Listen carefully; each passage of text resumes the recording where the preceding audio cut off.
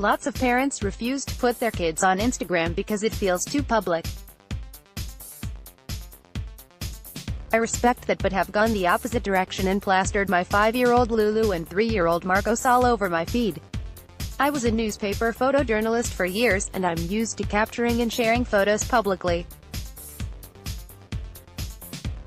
Since I'm now a dad and not chasing news stories, my kids are my subjects, and I chase smiles, passed out toddlers after a day on the hill, and other moments that capture the awesomeness of childhood. I'm so used to shooting photos that I can't not pull out my phone when they do something funny or cute.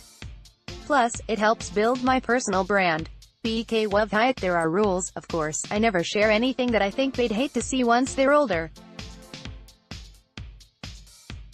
I thought about posting photos of them throwing fits, as a way to be more honest with my followers, but my wife and I talked it over and decided that the kids might not want to see themselves losing it. They can't control themselves right now, so I felt like it wasn't fair to show them pissed off. If it's even close to the line, I pass the photo by my wife, who's not a photographer and has a thicker filter. Right now I get a lot of satisfaction out of sharing our moments, but ultimately, Instagram motivates me to shoot more photos. I'm not just taking pictures and letting them sit on my phone, I have somewhere to share them.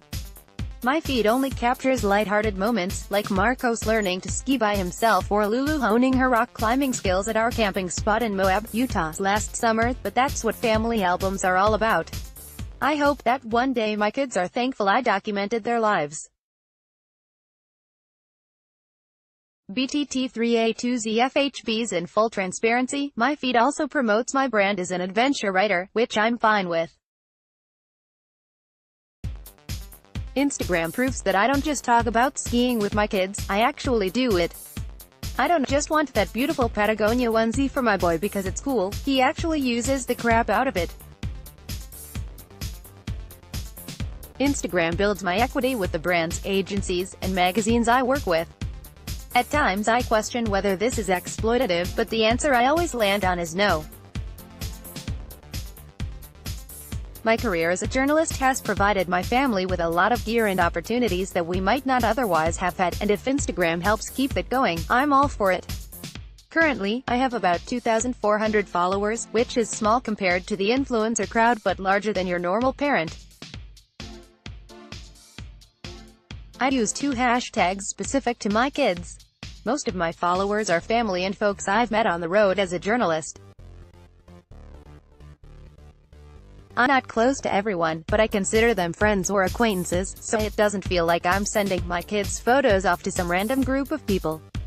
Instead, I feel like I'm sharing my daily life, just like people might share their family highlights on a Christmas card. For my mom, who lives 2 hours away from our home in Albuquerque, New Mexico, Instagram is a way to keep up on the day-to-day of the family. She checks it every morning to see what's going on. For my aunt, who doesn't get to see the kids very often, she feels closer to them because she knows what's going on when she sees my posts. My mother-in-law loves to share my photos with her friends. BCFUW1JNJRI. My feed will eventually change. If either of my kids feel like they're sick of me posting their images, I'll stop. I know that people are not going to be as interested in seeing my children once they're older because that cute kid factor wears off. And I realize that Instagram will probably go away and be replaced by some other social platform. I'm fine with all of this, but until it happens, I'm going to keep shooting and posting.